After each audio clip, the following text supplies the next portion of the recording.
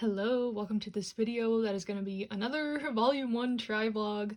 But this one, I think I'm going to try to do it all digital manga. So I've mentioned this before, but my digital manga TBR is very long. I always fall into the trap of like those sales where you can get free volumes and then they sit on my apps and I never touch them.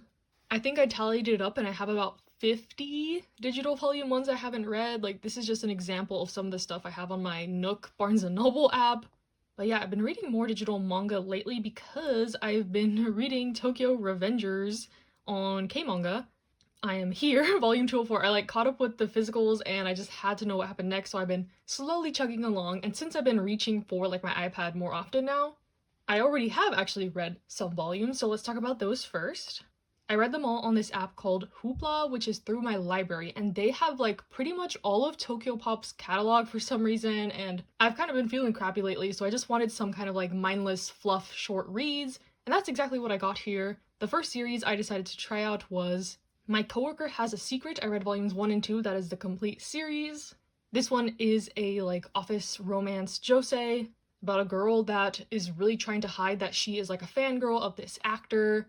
She spends all her money on him and his merch and all this stuff, and her apartment building ends up closing down and she has no money to find anywhere else to go, and she ends up staying with her new coworker, who found out her secret fangirl life early on. So it's very reminiscent of Wotakoi. It's a pretty watered down Wotakoi in my opinion.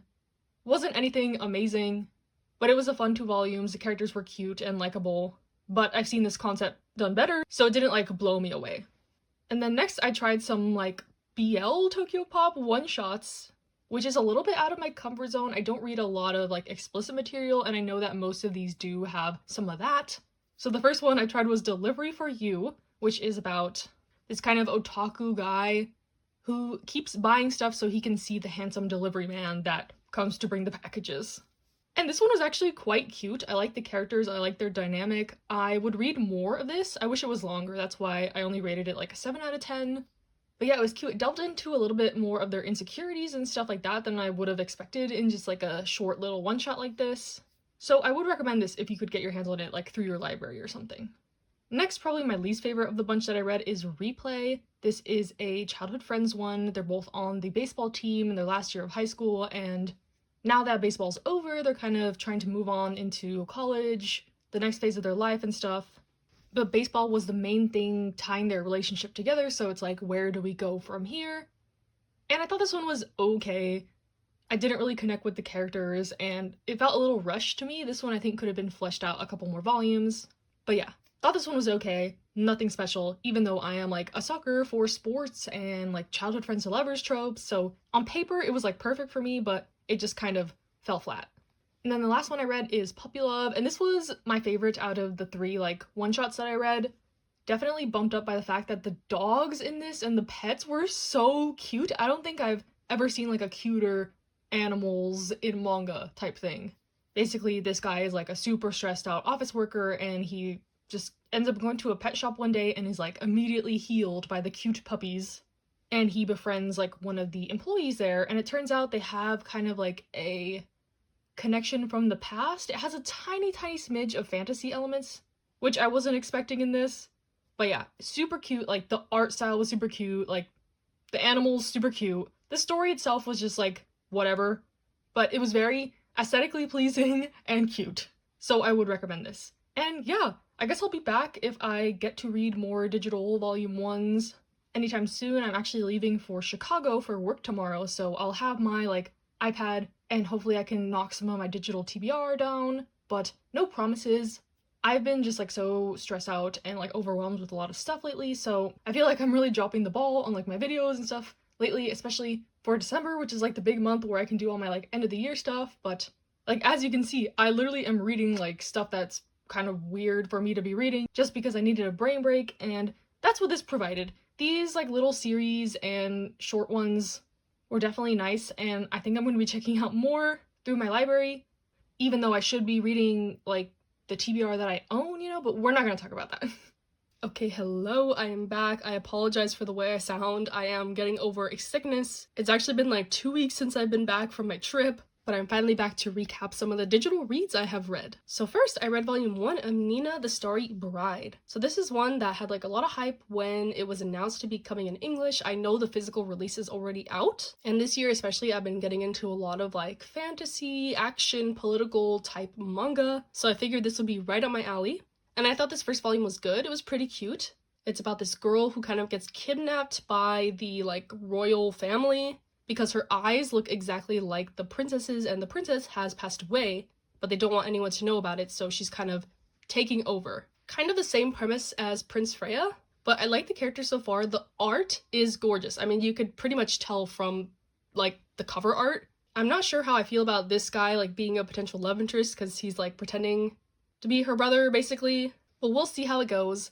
I am willing to try more volumes of this or read it on the K-manga app. That'll be a trend from this handful of ones I have read so far, but I do recommend this. It was a good start. Seems like it'll be an interesting story with beautiful art for sure. Then I read volume 1 of Lovesick Ellie. This is one that I actually just completed in physical volumes, and I've always been interested to try it. It seemed like an interesting series. A lot of people love it, but every time people like described it, I've been kind of like question mark from their description because they always say it's about like this super pervy girl who has like this Twitter account where she writes fantasies about her crush, and I always thought it was like, maybe that's like a little too meta, that's like too, I don't know, sometimes I don't like reading stories set like in the modern day that are too like, I don't know, mentioning like Twitter or TikTok, stuff like that, because it kind of dates the series, if you know what I mean. But anyways, so I started reading this, and like, I don't know what people think like pervy means, but she basically like has a crush on this guy. He's like the hottest guy in school, whatever, and she's just like making up little fantasies on her Twitter like, oh my gosh, like we held hands at the park today and blah blah blah. Like, it is a little creepy because like she does not even know this guy, but through certain situations she finds out that he is not like this super princely guy. He's kind of like a dork, kind of a doofus, a little bit mean, like, I don't know, they have a funny dynamic. That's what this thing has going the most for it, is the humor. Lots of good facial expressions, art, gags, kind of. Like, I feel like it could get a little bit repetitive, and I actually have read up through, like, I'm like halfway through volume 5 on K-manga, because I was, like, invested in the story enough to keep going. And yeah, it just continues to be, like, a light, fun, funny read. Their relationship progression is cute. I like the characters. There's not too much, like, drama so far. There's been, like, a cousin character, and then there's, like, this other guy that's hinted that he knows about, like, her Twitter account, so we'll see where it goes from there. This is an 11-volume series, and I plan to read it to the end on K-manga. Most of the series that I get for free, like, through my Nook are Kodansha series that are on here, so it is helpful that I can, like, keep reading them on here if I want to. And then the last volume one I read that I own is You Got Me Senpai. This is one I had heard, like, multiple people recommend as sort of like their comfort shoujo series. Like, people really like this one. It's kind of like a unknown series, but like the people who like it really like it. And I thought this first volume was good. The relationship progression moves fast. Like the title implies, it's about like a first-year girl, a second-year guy. They kind of just get together, and like in the second chapter they're already kissing. The third chapter it's already implied that they like do some things. They're spending the night. Like, okay, I'm not used to that in a shoujo manga, so I was a little bit taken aback, but it feels pretty realistic and like a little bit more mature, but still cute and wholesome and like grounded in reality and fluffy. And this is another one I'm reading on K-manga. I'm up through like volume 3, and it continues to be like pretty fast-paced but cute. I mean, like, as you can see, the next chapter titles already. I'm staying the night with Senpai again. It's like, okay. But I do like the story, and I think it's cute. And another one I will continue to the end. I think this one is 10 volumes. So if you're looking for like a cute high school romance with a little tiny bit of spice and like a fast relationship progression, I would recommend this one. And then the last series for this clip I read is Tsuradura Children. So this one they have at my library. I read the first 5 volumes out of 12, and this is one I have seen the anime for, and I'm gonna be honest, I think the anime did it better. So this is a 4-comma series following a ton of different couples in high school, and just kind of about like first love, fumbling, funny scenarios, different dynamics of the relationship, stuff like that. And like every chapter focuses on a different couple. There's probably like at least 15 couples in this. And of course, some stories are better than others, and I think the anime did a really good job of like cherry picking the better stories. So this is like the unabridged version, and then the anime is like the abridged. Is that the right terminology? Like the summarized, the concise one? The highlights are in the anime. But I still like it enough to read 5 volumes, so I'm not mad at it. but it was a little bit of a slog to get through this first volume. I was like, wait, this couple wasn't in the anime? Like, where's my couple? Like, my couple is the one, it's the delinquent and the student council president. Like, their dynamic is just, mwah, I love it. Some of the other ones are like kind of boring, but there's some other good ones sprinkled in here. There's one where like a girl has a crush on the teacher and he's oblivious, so, you know, like I said, there's the good and there's the bad. It reminds me of Komi. If you like Komi Can't Communicate, I think you'll like this. With the antics and the 4 and the shenanigans, but also the cute romance at times. Yes. So yeah, I will see you in the next clip. I don't know when. I'll read more digital manga. I am almost done with Tokyo Revengers, like literally 20 chapters away. And that's been the main, like, reason I've been grabbing my digital manga. So we'll see what happens when I finish Tokyo Revengers, but I'm having fun with it so far. Fun to kind of sample series with low risk, like no financial commitment. And I know a lot of people ask me, like, how can I read manga for free or whatever, or very cheap? And like, I'm showing K-manga when these publishers have sales. I think Kodansha is doing like a free volume 1 every day in December. So hop on that. The Shonen Jump app is like $3 a month. The Viz app is $2 a month. Your library, like I'm using Hoopla. Libby is also a good app that has manga on there sometimes. There's lots of avenues. And I hope y'all can also get some recommendations or whatever, or just like hear about some services you've never heard about. Okay, hello. It is the next morning. I'm still congested, but I just had to wake up and talk to y'all about something that happened last night. Yes, I decided to read volume 1 of Sweat and Soap. I have it on Bookwalker, and this first volume was cute. I would say a while ago, this manga was like everywhere. It was super popular, and people were hailing it as like the epitome of adult romance and communication and healthy relationships. But the one thing that really deterred me from the series is the whole smell fetish thing. So if you don't know anything about this manga, it's about these 2 adults. They work at a like soap company, and the guy is in charge of like making the new scents, and the girl's in accounting, but she really likes the products of the company because she sweats a lot, so she's constantly having to like clean herself up and stuff like that. They meet because the guy gets like a whiff of her scent and is like instantly infatuated and needs her help with like his next project. And it's a little weird. It's a little bit creepy. He crosses a line even in this first volume, but he apologizes profusely, and that's kind of like the jumping off point for the relationship.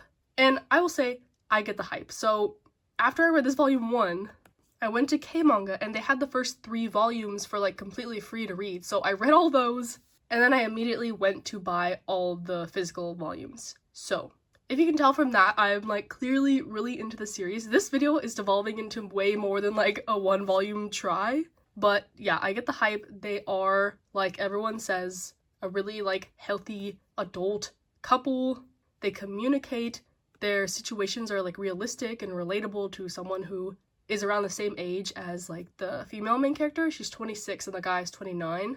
And yeah, it's like wholesome and fluffy, but also serious at times. It's steamy for sure. There is quite a bit of sexual content. But unlike You Got Me Senpai, I wasn't like super jarred by it. It made sense in this context for sure. And yeah, so I mean, clearly I am obsessed. I went out and just bought all the physical volumes. The main reason for that is when you are reading digitally on like these apps like Shonen Jump, etc., you miss out on all the extra things that come in the volume. Like, the first volume I read on Bookwalker had like a little mini epilogue chapter or whatever, just like little side notes, like the art in the middle of the chapters. You miss out on all that most of the time. And that first volume, the little taste I got of it was like enough for me to be like, oh yeah, I want to see all this for all the volumes. So I'm gonna go back and like look at all that when I get them. And hopefully I get the volumes soon. I'm going to continue to read on K-manga until I get my own volumes, then I'm going to transition over to the physicals. So yeah, just wanted to update y'all on my descent into Sweat and Soap madness over the past like 12 hours. I was waiting to get tickets for something at midnight I had to stay up for, and I was like, oh, you know what? Let's give Sweat and Soap a try, and then little did I know, I quickly became obsessed. So yeah, that's the update for today. I'll be back once I read more. Okay, hello, welcome to the last clip of this haul. I didn't realize how much I have read, so I was like, oh dang, I kind of have to wrap this up. But I have read 3 more volumes. First, I read volume 1 of Our Fake Marriage, and this one was honestly a complete flop. Definitely the worst thing I read in this video. Essentially, it's about this girl, she's 29 years old. She loses her job, her roommate is getting married, so she kind of gets kicked out of her apartment, and coincidentally, her childhood friend sees her on the street and takes her in under the condition that she pretends to be his wife. because he is this high-profile architect, pseudo-famous, but to better his reputation, he wants to have a wife, basically. And, like, that premise is, like, okay, whatever, kind of cliche, fine and dandy, but I love fake dating, childhood friends, so, like, all the tropes are there, but the execution was so bad. The guy is just so aggressive. I think, like, the power dynamic here is the biggest issue. Like, he is rich, he's basically letting her live in his house, and I think to him that kind of translates into, I own her, so he's very, yeah, aggressive in his, like, sexual advances, and she's clearly saying, like, no, like, what the heck, like, you just said I had to pretend to be your wife, like, yeah, it's very off-putting in my opinion. I would not recommend this. Super toxic in my opinion, and yeah, the male lead is very, very unlikable. But then on a brighter note, I read volume 1 of Albakun's Confessions. This one was okay. The premise is that this girl is super shy, she's super quiet, but she ends up getting a job at her aunt's company that is like a listening service. So basically you just like sit there and listen to people talk about their problems, their day, whatever. And on her first day there, the like super popular, super handsome guy at her school ends up seeking the service, and she's kind of shocked because she's like, what problems does he have? He's like perfect or whatever. So she ends up not just listening and trying to like interject, and this like obviously turns him away because he's like, what the heck, you're just supposed to listen to me. And this kind of causes a chain of events where she wants to try to like make it up to him and be a shoulder for him to cry on basically, or like let him bend to her. And so far this is like cute. They have a connection from the past. He did something really nice for her like in middle school, but he doesn't remember that. And now his personality is like a little bit meaner, so something happened like in between there when they hadn't seen each other. So it's like a mix of like Blue Spring Ride and Comey, and like kind of like Lovesick Ellie, with just like the whole like handsome popular dude actually having a different personality, like Comey because the girl's super shy, has like a communication issue, and Blue Spring Ride where like the guy and the girl had not seen each other for a long time and the guy suddenly has like a different personality. So it's a mixture of all those things. I thought this first volume was okay. My library has a bunch of the volumes. It's on K-manga. So I probably will continue with this one a little bit, at least. And then the last thing I read was Happiness Volume 1. I felt like I had to put a little bit of variety in here because I've been reading mostly shoujo, but Happiness Volume 1. I will preface this by saying I have read Shuzo Oshimi, I've read Flowers of Evil, Inside Mari, Blood on the Tracks, so I am familiar with his writing style. And if you're not familiar with his writing style, I don't think you would like this. I honestly didn't like it that much. I thought it was okay. It's a vampire story very reminiscent of the start of Tokyo Ghoul. Basically, this kid gets attacked on the street at night by this vampire girl, and she's like, do you want to die or do you want to be a vampire? And he's like, I don't want to die. But he says this kind of not knowing the extent of what would happen to him. So yeah, that's the premise of the story. But in classic Shuzo Oshimi fashion, it's very, you know, pervy. He's like jerking off in the first chapter. The characters are not extremely likable from the get-go. It's gonna explore some psychological themes, I'm guessing. And yeah, this one also is at my library and on K-manga, so I may continue it. The issue with me buying Shuzo Oshimi manga is that these reads are so fast that I honestly don't think it's worth it unless you like really, really love the series. I liked Inside Mari a lot, but I would never buy those volumes. It took me like an hour and a half to read the full series, 9 volumes. And that one's on Crunchyroll manga, so I can read it whenever I want. So yeah, Happiness, like, unless you're like a Shuzo Oshimi super fan or vampire super fan, I wouldn't necessarily recommend this, but I might continue it if I'm in the mood, like maybe in October. If I want to get back to this, I will. So yeah, that concludes my little digital manga experiment. Let me know if you've tried any of these, if you like them, if you dislike them. Also let me know if you like don't mind me reviewing, I guess, not as accessible series. That's why I usually try to stick with like physical volumes, because I know a majority of my audience likes to buy physical volumes and aren't really interested in digital stuff or stuff that's in digital jail by Kodansha. So yeah, let me know. Do you like read digital manga at all? Are you strictly physical? Do you read like on not legal means? Like, am I showing kind of like useless information because you don't want to read like 2 chapters a day to read these series on the apps I'm recommending? Let me know. Is my library like super good with all the stuff it has in its digital catalog? I'm not sure how it compares to other areas, to be honest. But I would implore you to look into it. And let's just recap everything I read. I had to make a little list. So My Coworker Has a Secret, this one was a cute one, kind of similar to Wotakoi, but nothing special. Replay, kind of a flop in the like one-shots category that I read. Childhood Friends ones with some sports aspect that I just thought was eh. Delivery for You, this one was cute. I realized Cherry Magic also has this dynamic with the side couple, with the whole like buying packages to see the delivery guy every day. Puppy Love, this one, the dogs were just so cute that it bumped up the rating for me, but it was a cute story overall. Lovesick Ellie, I have gotten up to volume 6, and I think it's cute. It's a fun one. There's a little bit of drama where I'm at now with kind of like a second male lead character, and it's good to see them like working out some conflicts that I haven't seen much in manga.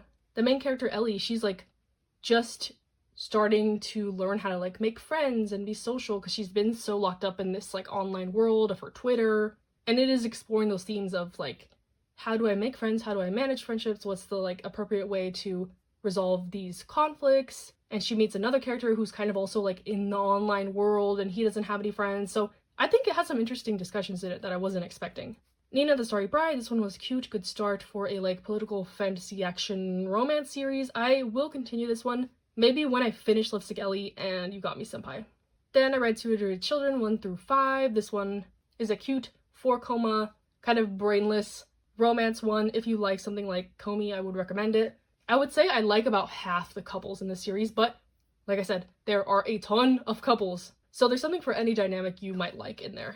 You Got Me Senpai, I'm up to volume 3 by now, and it continues to be like pretty fast-paced, but also wholesome and cute and just like butterfly-inducing. They're a very cute couple, and it's kind of nice to see them just like, you know, openly displaying their affections, being like very physical with each other, because it's not something you see a lot, I guess, in manga. Other than in Sweat and Soap. I say that, as Sweat and Soap is the next one on here, but I have read through volume 4 as of now, and like I said, I bought all the volumes, I'm still waiting for them, but Sweat and Soap, highly recommend. Just like everyone says, it's the epitome of adult romance, communication, healthy relationships, navigating adult topics, like marriage, moving in together, like combining finances, and work-life balance, like, it has it all. And I'm so glad that I finally got into the series. Then the ones I just talked about, Our Fake Marriage, flopped, did not like that at all. Albakun's Confessions, cute, kind of middle of the road, but I will continue because I'm curious enough. And Happiness was also alright. So yeah, that is everything for this video. Hope you enjoyed. Stay safe, stay happy, stay healthy, and I'll see you in the next one.